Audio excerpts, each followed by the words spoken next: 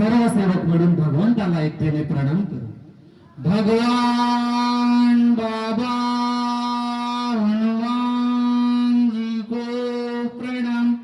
महान त्यागी बाबा जुमदेव जी को प्रणाम. परमात्मा एक. नमस्कार.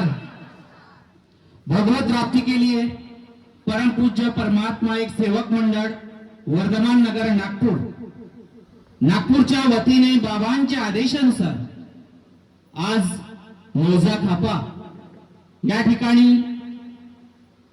नवे हवन कार्य बाबांचे सेवक श्रीमान सार्वेजी यांच्या निवासस्थानी पार पडले आणि या नव्या हवन कार्यानिमित्त एका भगवत गुणाच्या चर्चा बैठकीला सुरुवात झालेली आहे.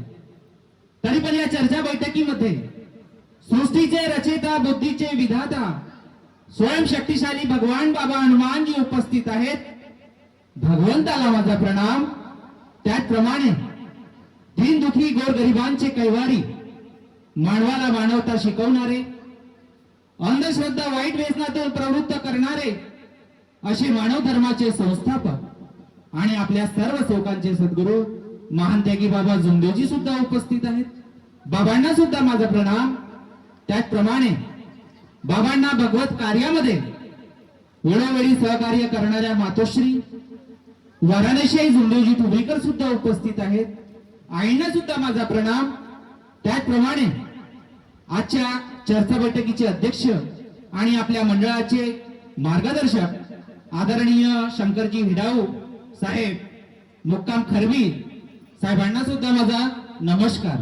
त्याचप्रमाणे आजच्या बैठकीचे उपाध्यक्ष आदरणीय सेवकरामजी कळव मार्गदर्शक साहेब काटेबामनी यांना सुद्धा माझा नमस्कार.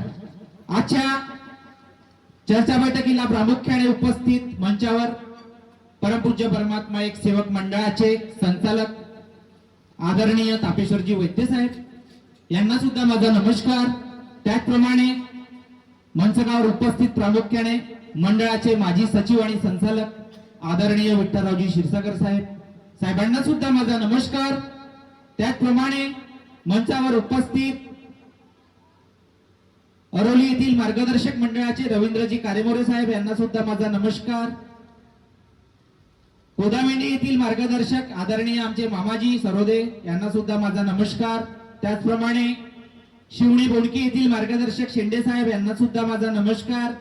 त्याचप्रमाणे माझे पितातुल्य मार्गदर्शक आदरणीय देवाजी ठोकर साहेब यांना सुद्धा माझा नमस्कार. त्याचप्रमाणे सुभाषजी ठोकर मार्गदर्शक यांना सुद्धा माझा नमस्कार. त्याचप्रमाणे मंचावर खूप सारे ज्येष्ठ सेवक आणि कार्यकर्ता उपस्थित आहे आणि वेळ कमी आहे म्हणून आपण सर्वांचं नाव घेत बसलो तर वेळ खूप होईल. आणि ज्यांच्या मार्गदर्शनाखाली आजचे हे नवे हवन कार्य पार पडत आहेत असे या कुटुंबाचे मार्गदर्शक आमचे बालकदासजी ठोकर साहेब यांना सुद्धा माझा नमस्कार. त्याचप्रमाणे माझ्या समोरील बसलेले सर्व सेवक सेविका बाळगोपाळ या सर्वांना माझा एक साथ नमस्कार. आणि आजच्या या नव्या हवनाचे जे सूत्रसंचालन करत आहेत असे आमचे मित्र आदरणीय विलासदादा कनोजे यांना सुद्धा माझा नमस्कार. तर पहा सेवक बंधूंनो आणि भगिनींनो, आजची ही चर्चा बैठक 4 तत्व 3 शब्द 5 नियम सेवकांना आलेले अनुभव मार्गदर्शन आणि बाबांच्या जीवन चरित्रावर सुरू आहे. तरी पण आतापर्यंत या ठिकाणी अनमोल असे मार्गदर्शन झालेले आहे आणि मला सुद्धा या ठिकाणी बोलण्याची संधी दिली. तर पहा सेवक बंधूंनो आणि भगिनींनो, मार्ग तत्व शब्द नियमांनी सजला आभाडी आहे. मार्ग तत्व शब्द नियमांनी सजला आभाडी आहे. नतमस्तक त्या परमेश्वराच्या चरणी ज्यांनी मानव धर्म घडवला आहे, ज्यांनी मानव धर्म घडवला आहे. असे मानव धर्माचे शिल्पकार, मानव धर्माचे संस्थापक महान त्यागी बाबा जुमदेवजी. अरे महान त्यागी बाबा जुमदेवजीच्या परिवारावर भूताटकी होती.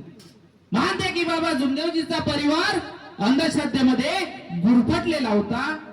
या भूताटकीचा छळा लावण्यासाठी महान त्यागी बाबा जुमदेवजींनी 26 नोव्हेंबर 1945 ला एका भगवंत कार्याच्या विधीला सुरुवात केली.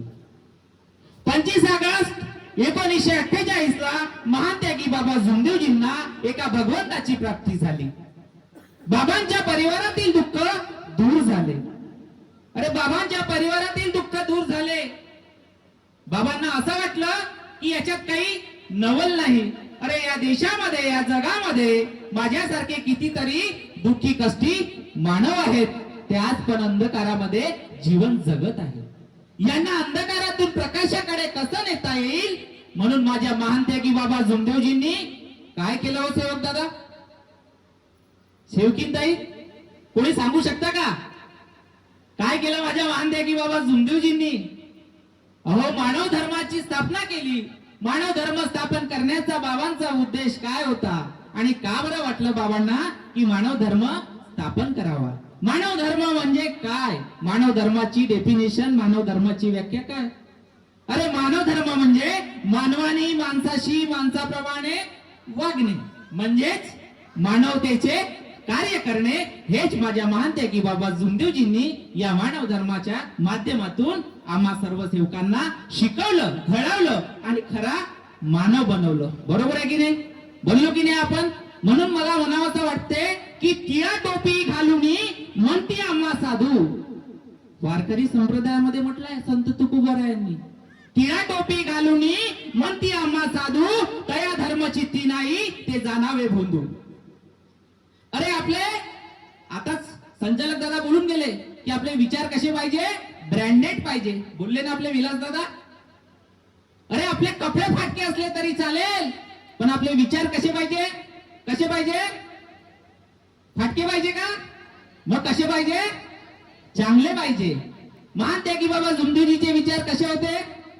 अरे बाबांचा परिवार, बाबा दारिद्र्य परिवारामध्ये जन्माला आले. बाबांचं शिक्षण होऊ शकलं नाही. किती वर्ग शिकले बाबा? 4 वर्ग. आणि आज देशामध्ये, जगामध्ये आज बाबांचा नावाचा जय जयकार होत आहे. होत आहे ना? बाबांचं शिक्षण आहे का? मग बाबांचे विचार कसे होते, कशामुळे होत आहे? आज विचाराच्या उंच शिखरावर महान त्यागी बाबा जुमदेवजीचं नाव होत आहे. म्हणून मला म्हणायचं आहे की पशु का होतो पनैया, नर का कछु ना होय. आता पशु म्हणजे जानवर. जनावराच्या चमड्यापासून चपला जोडे बनवता येतात. बनवता येतात की नाही? मग या माणसाच्या चमड्याचा काय उपयोग आहे? काहीतरी उपयोग आहे का? माणसाच्या चमड्याचा काही उपयोग आहे? काही बनवता येते का? म्हणून संत कबीर काय म्हणतात, हिंदी साहित्यिक, अरे पशु का होतो पनैया, नर का कछु ना होय, एक बार नर करनी करे तो नर का नारायण हो जाए. महान त्यागी बाबा जुमदेवजींनी हे शिकवलं आपल्याला. काय शिकवलं? स्वावलंबी बना. तथागत गौतम बुद्ध म्हणतात, काय म्हणतात? अंतदीप भव. अंतदीप भव, स्वयंप्रकाशित बना. आहे की नाही? बाबांनी काय केलं? आपल्याला स्वावलंबी बनवलं की नाही? अरे तुमच्यावर एखादी दुःख आले तर तुम्ही तीर्थ बनवताना सुद्धा का मार्गदर्शकाकडे जाता? जाता का? स्वतः बनवता की नाही? मग तुमचे दुःख दूर होते की नाही? स्वतःचे हवन कार्य स्वतः करता की नाही? का ब्राह्मण लागते? आधी सत्यनारायणाची कथा करायला, होम यज्ञ करायला ब्राह्मण लागत होता. आता लागते का? मग तुम्ही स्वावलंबी बनले की नाही? बनले की नाही? अरे या मंचावर मी बोलत आहे, ही कुणाची कृपा आहे? महान त्यागी बाबा जुमदेवजीच्या विचारामुळे सर्वसाधारण मला सर्वसाधारण माणसाला या ठिकाणी बोलण्याची संधी मिळत आहे. कोणाची कृपा आहे? महान त्यागी बाबा जुमदेवजीची कृपा आहे की नाही? आहे की नाही? मग तुम्ही आज या सत्संगात बसले आहात, भगवत कार्यात बसले आहात, कशासाठी बसले आहात तुम्ही? काय उद्देश ठेवून आले तुम्ही आज या भगवत कार्यात आले? तर काय उद्देश ठेवून आले? काय उद्देश आहे तुमचा? की तुमचं जीवन बनलं पाहिजे, तुमचा परिवार घडला पाहिजे, तुमच्या मुलाबाळांवर चांगले संस्कार झाले पाहिजे, म्हणून तुम्ही या ठिकाणी आले की नाही? आले की नाही? मग या ठिकाणी कसं बसलं पाहिजे? कसं बसलं पाहिजे? एक चित्त, एक लक्ष, एक भगवान. नाहीतर मग काय? कोणती मन आहे? नळी फुंकली सोनारे, इकडून तिकडून गेले वारे. मग रामाची सीता कोण होती? बहीण. बरोबर आहे की नाही? अरे तुमचं लक्ष कुठं आहे? घरी आहे. शरीर रूपाने या तुम्ही या ठिकाणी बसले या, शरीर रूपाने या ठिकाणी आहे ना, आत्मरूपी तुम्ही कुठे आहात? घरी आहे. आता काही सेवक दादाचे लक्ष कुठं असेल? ते हसून राहिले, त्यांच्या लक्ष असेल घरी, शेतामध्ये. शेतामध्ये काम मजूर करत आहेत की नाही, माझ्या बैलांना चारा पाणी झाला असेल का नाही. बरोबर आहे, बरोबर आहे की नाही? मग आता तुम्ही या ठिकाणी बसले आहात. आता म्हणजे सेवक दादा तुम्ही कामानिमित्त बाहेर गेले असतील तर सायंकाळी तुम्हाला विचारतील की नाही का तू आज नव्या हवनाच्या चर्चा बैठकीत गेली होती, काय शिकली वा? बरोबर आहे की नाही? आता तुम्ही तन्मन धनाने या ठिकाणी बसले असाल, आत्मरूपी बसले असाल तर खरंच सांगाल का मी नव्या हवनाच्या चर्चा बैठकीत गेली होती, तिथे मौद्याचे डॉक्टर मानकर आले होते, त्यांनी या विषयावर मार्गदर्शन केलं. नाहीतर मग काय, शरीर रूपाने असाल आणि आत्मरूपी नसाल तर मग का गई ती काही नाही, क्या लाई कुछ नाही. बरोबर आहे की नाही? म्हणून मला सांगण्याचं हेच तात्पर्य आहे तुम्हाला की चर्चा बैठकीत बसायचं आहे तर कसं बसलं पाहिजे? एक चित्त, एक लक्ष, एक भगवान. एक उदाहरण देतो तुम्हाला. आपण चर्चा बैठक घेतो, सेवक संमेलन घेतो, का उद्देश आहे आपला? मानव जागृती, मानवाची जागृती झाल्या पाहिजे म्हणून आपण चर्चा बैठक, सेवक संमेलन घेतो की नाही? सेवक जागल्या पाहिजे, हाच उद्देश आहे की नाही? मला बऱ्याचदा प्रश्न करतात, सेवक लोकही करतात, अनेक वालेही करतात. डॉक्टर साहेब म्हणते तुम्ही चर्चा बैठक घेता, सेवक संमेलन घेता, भगवत कार्यात जाता, मग सेवक तुमचे जागतात का? सेवक तुमचे व्यसन करतात, सेवक तुमचे खोटे बोलतात. मी म्हटलं दादा पहा, म्हटलं तुम्ही मार्गाच्या लोकांना टीका करता, मग अनेकात असताना तुम्ही सांगा, म्हटलं तुम्ही रामायण महाभारत पाहत होते की नाही? आपणही पाहत होतो आणि आपल्या मुलाबाळांना दाखवत होतो. रामायण महाभारत दाखवण्याचा उद्देश काय होता? की रामायण महाभारत काय आहेत? हे धर्मग्रंथ आहेत की संस्कार ग्रंथ आहेत? रामायण महाभारत हे संस्कार ग्रंथ आहेत की चांगले संस्कार आपल्या मुलाबाळावर झाल्या पाहिजे म्हणून आपण रामायण महाभारत पाहत होतो की नाही? मग रामायण महाभारत तुम्ही पाहता, मग कोणते संस्कार घेतले म्हटलं तुम्ही? आणि तो काळ होता कोविडचा, कोरोनाचा काळ सुरू होता. मी त्याला सहज माझ्या गड्याला फोन केला आणि विचारलं, आता तो नागपूरचा माझा मित्र, मी त्याला सहज विचारलं, गड्या म्हटलं काय सुरू आहे तुझं आता? त्याने ते चांगलं मार्मिक उत्तर दिलं, म्हणजे रामायण महाभारत पाहणं सुरू आहे आणि मुलांना दाखवणं सुरू आहे. मग मी म्हटलं तू काय शिकला या रामायण महाभारतातून? रामायण महाभारतातून काय शिकला? डॉक्टर साहेब म्हणे मला रामायण आणि महाभारत असं वाटते म्हणे, रामायण हा अपहरणाचा केस वाटतो म्हणे आणि महाभारत हा मला जमिनीचा वादाचा केस वाटतो म्हणे. मी म्हटलं काय सांगत आहे तू? सावधान इंडिया तर नाही पाहत आहे? बरोबर आहे की नाही? अपहरणाचा केस आणि जमिनीचा वादाचा केस, सावधान इंडिया तर नाही पाहत आहे म्हटलं तू. नाही म्हणे डॉक्टर साहेब, म्हणे मला रामायण महाभारतातून एवढंच कळलं म्हणे. अरे म्हटलं मी रामायणामध्ये रामाच्या बाजूने कोण होती? कैकेयीची दासी कोण होती? मंथरा होती की नाही? होती की नाही? हो म्हणा नाहीतर नाही म्हणा, होती ना. आणि रावणाचा भाऊ, रावणाच्या बाजूने कोण होता? विभीषण होता की नाही? मग आता रावणाच्या या संगतीमध्ये विभीषण होता की नाही? आणि रामाच्या राज्यामध्ये मंथरा होती की नाही? मग रामाच्या राज्यात राहून मंथरा काहून बिघडली? काहून तिला कुबुद्धी सुचली? आणि रावणाच्या राज्यात विभीषण राहून सुद्धा बिघडला नाही. म्हणून मला इथे हे सांगायचं आहे, मला इथे रामायण महाभारत सांगायचं नाही आहे, तर काय सांगायचं आहे? माणसाचं घडणं आणि बिघडणं हे त्याच्या परिस्थितीवर नाही तर त्याच्या मनस्थितीवर अवलंबून आहे. बरोबर आहे? मला हे सांगायचं आहे. म्हणून तुम्हाला चर्चा बैठकीत बसायचं आहे तर तुम्ही शरीर रूपाने न बसता आत्मरूपी बसा. बाबांचं मार्गदर्शन आहे. अरे चर्चा बैठक में बैठना है तो अपने आत्मा साफ रखो. ती आत्मा त्या परमात्म्याशी लिंक होते, कनेक्ट होते. जर तुम्ही एक चित्त, एक लक्ष, एक भगवान या ठिकाणी बसले असाल तर. मला हेच सांगायचं आहे. म्हणून महानत्यागी बाबा जुमदेवजींनी आपल्याला हा मानवी देह, हा मानवी जीवन मानव बनवलं आणि हा मानवी देह तुम्हाला 84 योनी भोगून येते. बरोबर आहे ना? आपला इतिहास म्हणते, मी नाही म्हणत. 84 योनी भोगून हा मानवी देह तुम्हाला मिळालेला आहे. हा मानवी देह याची किंमत तुम्ही करू शकता का? हा चंदनापेक्षा महाग आहे. हा मानवी देह चंदनापेक्षा महाग आहे. तुम्ही चंदन विकत घेऊ शकता पण मानवी देह विकत घेऊ शकत नाही. तुमच्याकडे अँड्रॉइड मोबाईल आहे, सगळ्यांकडे आहे का? तुम्ही गुगलवर सर्च मारा, what is the exact human body cost. What is the exact human body cost. या मानवी देहाची किंमत काय आहे? किती आहे? 3.5 करोड. किती आहे? 3.5 करोड. तुम्ही तुमच्या डॉक्टरकडे जा, फॅमिली डॉक्टरकडे, आणि त्याला म्हणा मला माझ्या दोन्ही किडन्या विकायच्या आहेत, मला माझे दोन्ही डोळे विकायचे आहेत, मला माझ्या शरीरातील अवयव विकायचे आहेत. त्याची किंमत किती येते पहा तुम्ही. म्हणून तुम्हाला या परमेश्वराने हा मानव बनवलं आणि मानव धर्माचे सेवक बनवलं. म्हणून एक तुम्हाला छोटासा दृष्टांत सांगतो. तर पहा, एक लोहार असतो. लोहाराचा व्यवसाय कोळशापासून त्याच्या भात्यावर अवजार बनवण्याचा. तर एक राजा असतो आणि तो राजा त्या लोहाराला एक छोटासा चंदनाचा बगीचा भेट म्हणून देतो. आता राजाला असं वाटते की या लोहाराला मी छोटासा चंदनाचा बगीचा दिला तर याची परिस्थिती सुधारेल, याचं जीवनमान उंचावेल. म्हणून राजा त्याला एक छोटासा चंदनाचा बगीचा देतो. आणि पहा, लोहाराला त्या चंदनाची किंमत माहित नसते. ती म्हण आहे ना, गाढवाला गुळाची चव काय, त्याप्रमाणे त्या लोहाराला त्या चंदनाची किंमत माहित नसते.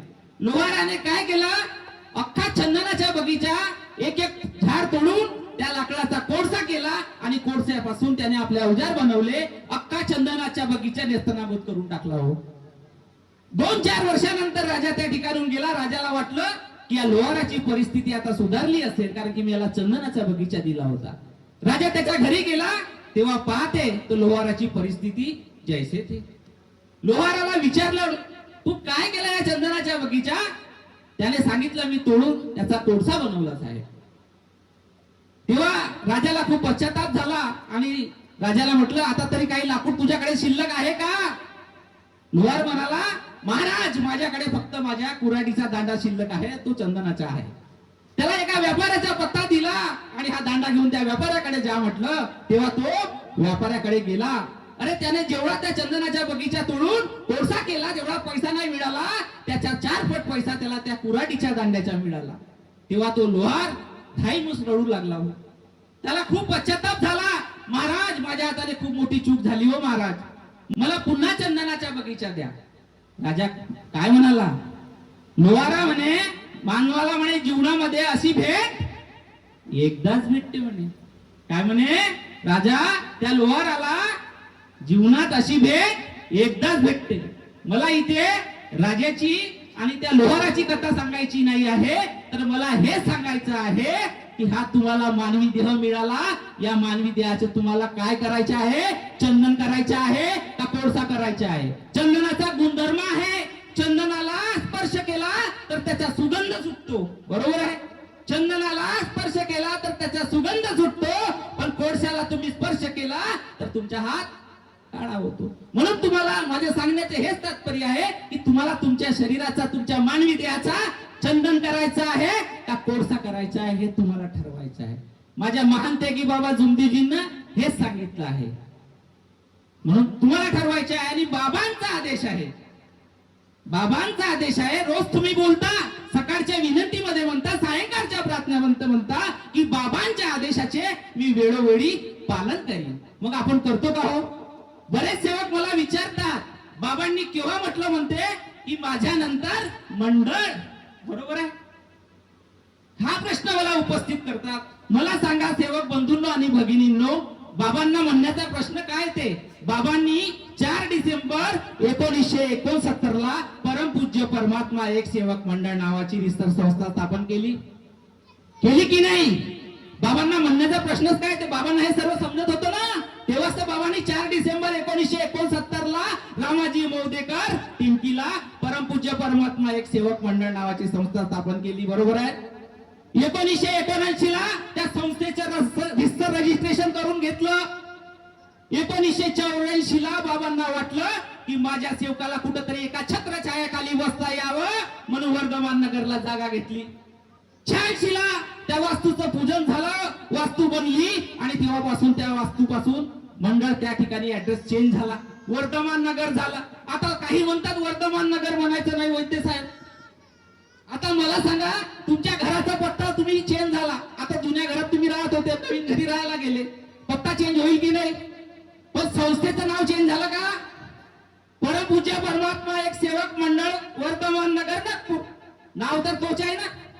अरे 1988 ला बाबांना जेव्हा मृत्यूची चाहूल लागली, तेव्हा बाबांच्या डोळ्यातून अश्रूच्या धारा लागल्या होत्या, अश्रूच्या. तेव्हा मंडळाचे संचालक त्यावेळेस मेघराजजी कोवाळ होते साहेब, आणि बाबांचे पुतणे रमेशजी थुबरीकर बाबांसोबत होते. तेव्हा बाबांना विचारू लागले, बाबा तुम्ही का बरं रडता? बाबांनी सांगितलं, अरे मला माझे आयुष्य संपल्यासारखे वाटते म्हणे. पहा, गुरुवांनी मार्गदर्शन केलं. मेघराजजी कोवाळ म्हणाले, बाबा आम्हाला तुमच्या मार्गदर्शनाची गरज आहे, आणि तो काळ असा होता साहेब, त्या काळामध्ये या मानव धर्माचा तेवढा प्रचार प्रसार नव्हता. तेव्हा असं वाटायचं की बाबा आपल्या सोबत पाहिजे, म्हणून त्यांनी बाबांना मार्गदर्शन करण्यासाठी विनंती केली, आणि बाबांनी त्यांना मार्गदर्शन केलं. तुम्ही त्या परमेश्वराला सांगा म्हणे की आम्हाला मानते की बाबा झुंडोजीची गरज आहे. आणि पहा, आपल्या वर्धमान नगरला ती चर्चा बैठक, ती सभा लावण्यात आली, आणि त्या सभेमध्ये बाबा निराकार अवस्थेमध्ये आले, आणि बाबांच्या मुखकमलातून शब्द निघाले की बाबा जैसी व्यक्ति शक्ति आपके साथ है बोले, बाबा जैसी शक्ति आपके साथ है, सेवक में से हो या परिवार में से हो बोले बाबा, ऐसा मुझे एक व्यक्ति दो बोले, मैं उसे युग पुरुष बना दूंगा बोले. क्या म्हणे बाबा? परिवार में से हो या सेवक में से हो. परिवारातला एकही व्यक्ती समोर ना आला वैद्य साहेब, आला का हो? आता परिवार म्हणते बाबा आमचे आहेत, आमच्या परिवारातील आहेत. मला सांगा, बाबांनी तेवढा मोठा आपला त्याग, मुलाचा त्याग केला, आणि मध्ये भारतामध्ये माझे एवढे सारे मुलं आहेत, एकुलता एक मुला सोडून अमेरिकेला आपल्यासाठी या भारतात आले. हो, केवढा मोठा त्याग. एकही व्यक्ती समोर आला नाही, आणि बाबा शरीररूपी गेल्यानंतर सेल लागलं, दुकानदाऱ्या उघडल्या, स्वार्थ तयार झाला. बाबांचं मार्गदर्शन, बाबांचा एक एक शब्द खरा आहे. बाबांनी त्यावेळेस म्हटलं, का गुरुजी म्हणे, वैद्य साहेब का गुरुजी म्हणे, तू आपल्या मुलीच्या भूत काढू शकला नाही म्हणे ठाऊकर साहेब, तुला हिंदूचे देव कमी गेले म्हणे, मुसलमानांच्या दर्ग्यात गेला म्हणे, पण तू आपल्या मुलीच्या भूत काढू शकला नाही म्हणे. आजही बाबांचा शब्द खरा आहे. तुमच्या परिसरामध्ये तो गुरुजी आणि त्या गुरुजीची ती मुलगी मुलीप्रमाणे आहे, त्या मुलीच्या तो भूत काढू शकत नाही. गोष्ट सत्य आहे की नाही? बाबांचा शब्द खरा आहे की नाही? वैद्य साहेब, गुरुजी तू आपल्या मुलीच्या भूत काढू शकला नाही, आणि तो भूत, बरेच लोक मार्गदर्शन करताना म्हणतात भंडारा जिल्हा भूतावर बिल्ला, बरोबर आहे?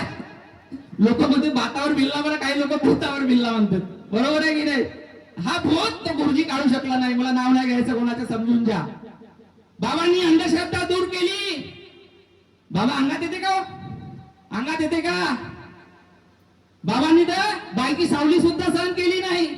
सेवक भगवान बन गया बोले, सेवक का धड़ और भगवान का सर, और भगवान का धड़ सेवक का सर, भगवान एक हो गया बोले. सेवक आज से बोले सादा भोजन करेंगे बोले, दाल चावल सब्जी और घी, बाई की कोई छाव ना पडे बोले. आणि बाईच्या अंगात बाबा येते, येते का? मग आपण जागलो का? म्हणून जागो जागो सेवक भाई, गहरी नींद में सोना नहीं, पुरुषार्थ से सजा करा, जीवन धोके में खुना नहीं. म्हणून या संघटनेच्या मागे लागा नको, या सेलच्या मागे लागू नको. तिकडे लंगडा बाबा झाला एक राम टेकले, इकडे धावता बाबा, तिकडे आमच्या लापक्याला झाला आहे कॅन्सर तज्ञ स्पेशालिस्ट सिव्हिल सर्जन, तीर्थ देते कॅन्सर बरा होते म्हणते वैद्य साहेब. आपल्या लापक्याले मंगळवारी तीर्थासाठी लाईन लागते. हो, कसे सेवक अंधकारात आहेत. परमेश्वराची ओळख झाली का सेवकांना? म्हणून मला म्हणावं असं वाटते, सर्वपरी व्यापक माझा भगवंत आहे रे, सर्वपरी व्यापक माझा भगवंत आहे रे, कुठे शोधसी मानवा भगवंत मानवात पाहे. कुठे पाहता हो तुम्ही भगवंत? फोटो मध्ये का त्या निर्जीव वस्तू मध्ये का त्या मोहाडीच्या आश्रम मध्ये का त्या बौद्ध आश्रम मध्ये पाहता? कुठे आहे परमेश्वर? तुझा आहे तुझा पाशी, तरी तू भुललाशी या म्हणीप्रमाणे मैं 24 घंटे तेरे पास हूं बोले. आणि परमेश्वराची ओळख झाली का? त्याच्या तीर्थाने फायदा होता म्हणून आपण तिथे जातो. अरे स्वतः तुम्ही तीर्थ करा, तुम्हाला एवढी मोठी शक्ती दिली आहे, शब्द दिलेला आहे, शब्दावर ही शक्ती काम करते. मार्गदर्शकाला जास्त कृपा दिली नाही आणि सेवकाला काय कमी दिली का? सगळ्यांना बाबांना सारखी दिली आहे. तुम्ही तिचा उपयोग कसा करता, तिचा यूज कसा करता हे तुम्हाला ठरवायचं आहे. म्हणून बोलतो म्हटलं तर खूप वेळ आहे, कारण हे मंच खूप मोठा आहे. म्हणून बाबांची जी शिकवण आहे 4 तत्व 3 शब्द 5 नियम आणि बाबांचा आदेश तो मंडळ आणि मंडळाचे कार्य करा. पदाधिकारी किती येतील किती जातील, पण मंडळ हा एक शक्ती आहे, ही जाणार नाही. आतापर्यंत 7-8 अध्यक्ष होऊन गेले, अध्यक्ष बदलणार आहेत, संचालक बदलणार आहेत, पण मंडळ हा आज जीवन आहे आणि ती दैवी शक्ती आहे. त्या शक्तीला तुम्ही त्या शक्तीचे कार्य करा. बस एवढं बोलून जाता येता या मार्गाविषयी 2 ओळी बोलून जातो. सेवक गिरने से पहले समझ जाए तो अच्छा है, अरे शान जाने से पहले जाग जाए तो अच्छा है. सेवक वही सच्चा है जिसका ईमान अच्छा है. सेवक वही सच्चा है जिसका ईमान अच्छा है. हर कोई कहता ये मानव धर्म का बच्चा है, ये मानव धर्म का बच्चा है. एवढं बोलून माझ्या शब्दाला विराम देतो. सर्वांना माझा नमस्कार. धन्यवाद साहेब. आपण आम्हाला एवढे खूप मोलाचे आणि सत्य आणि लोकांना जागृत करण्याचे जे अनमोल आणि मार्गदर्शन केलं त्याबद्दल आम्ही खूप खूप आपले आभारी आहोत. अनुभवाच्या सागरातून मोत्याचे दान मिळाले, अनुभवाच्या सागरातून मोत्याचे दान मिळाले. आपल्या मार्गदर्शनामुळे नवे सीतेच आम्हाला आज मिळाले. म्हणून आपले खूप खूप आभार.